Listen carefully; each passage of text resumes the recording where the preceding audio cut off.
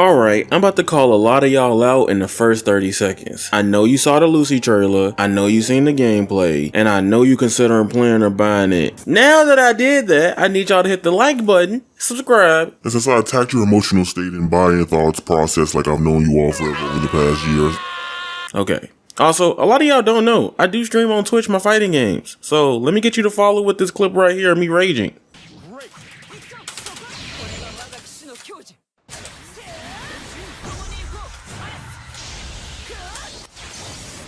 No shot! No shot!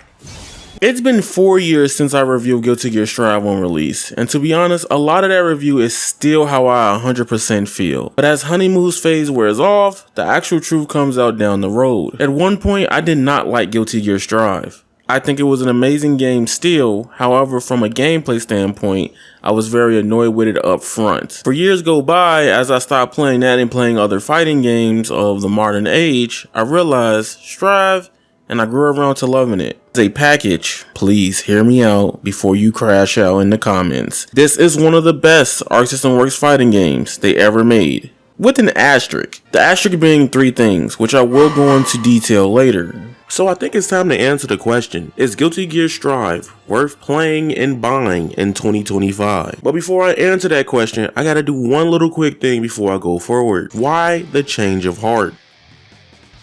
I am a firm believer I am not one of those people or gamers that if I always hate something, it most likely won't be that case unless it impacted me like that. And that applies heavily to fighting games and video games in general. I didn't buy Star Wars Battlefront 2 when it came out because I heard it's atrocious, but now I've been playing it like a crackhead. Everyone hated Final Fantasy 14 on release because it was just that bad, but look at it, it's one of the biggest MMOs of 2025. I strongly still believe that can apply to fighting games as well. Guilty Gear Strive, when it came out, I love everything about it, from the music to the world to the characters, even the story. But the big problem that I have with Guilty Gear Strive, that I was around people that generally just hated the product. When your friends hate a product, you feel very ostracized for playing it, and then you start letting that seep into your feelings about playing a game. Yes, you can call it sheep or drone mentality of thinking or not thinking for yourself, but I strongly believe the best way to play fighting games, especially learning them, is with your friends. If you got 3 homies you known for 5 years plus tell you Guilty Gear Strive sucks,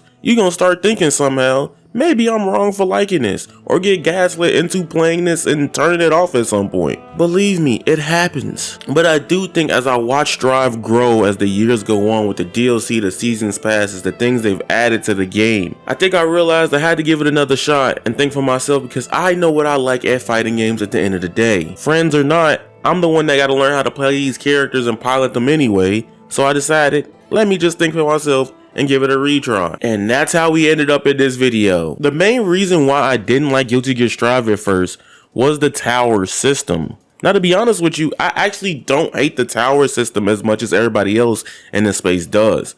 It just doesn't feel very fleshed out compared to other fighting games' ranked system.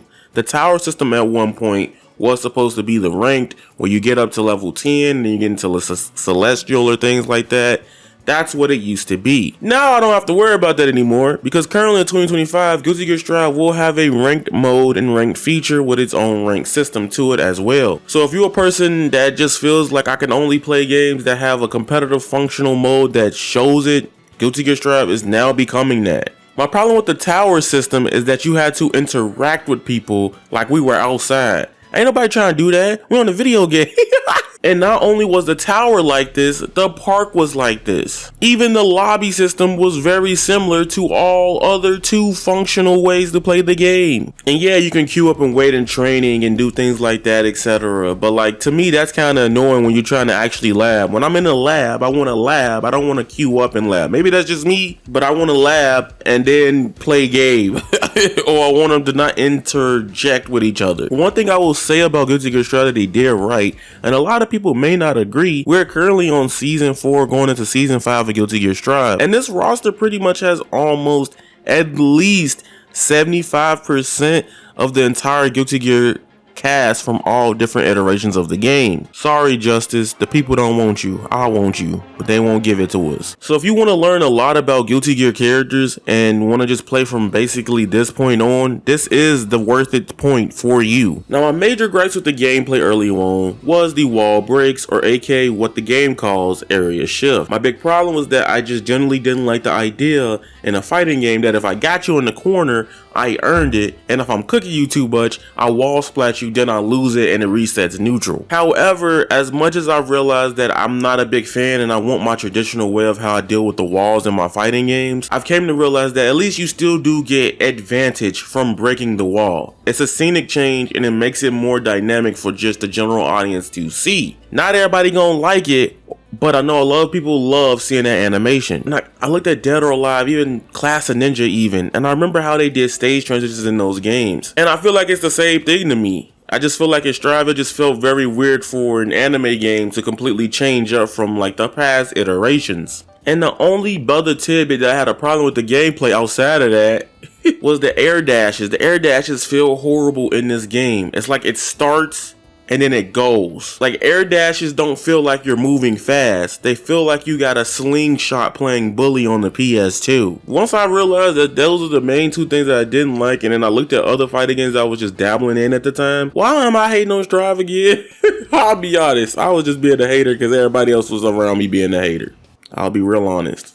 Now let's talk about it. A lot of people are probably wondering, is it worth to spend money on a fighting game that you may not know, like, or sure you're gonna play? Well, I'll tell you this, Guilty Gear Strive, we are currently having Lucy coming out for the game as well. And even then, they announced at EVO, Guilty Gear Strive 2.0 will be happening in sometime in 2026, which will be a complete overhaul of the game.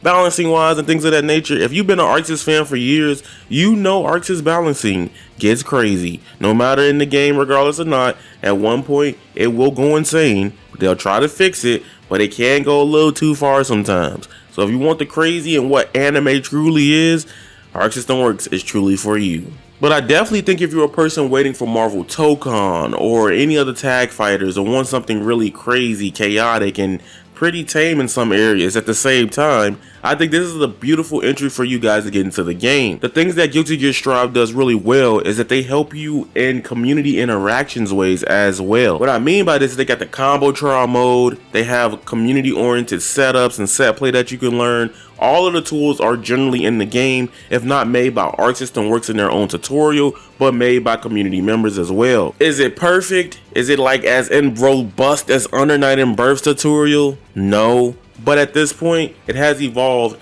to where the game have a lot of features to get you started. Way better than most games that just make you play a 3-minute tutorial and then say figure it out, if you're not one of those people that don't like figuring stuff out. So that being said, it is Avataryaya. Thank you guys for watching my video. Sorry if video's been slow. I've been switching to a new editing program called DaVinci Resolve. I just want you guys to know, remember, you guys are golden and that is raw. Squalor, peace, and I'm out.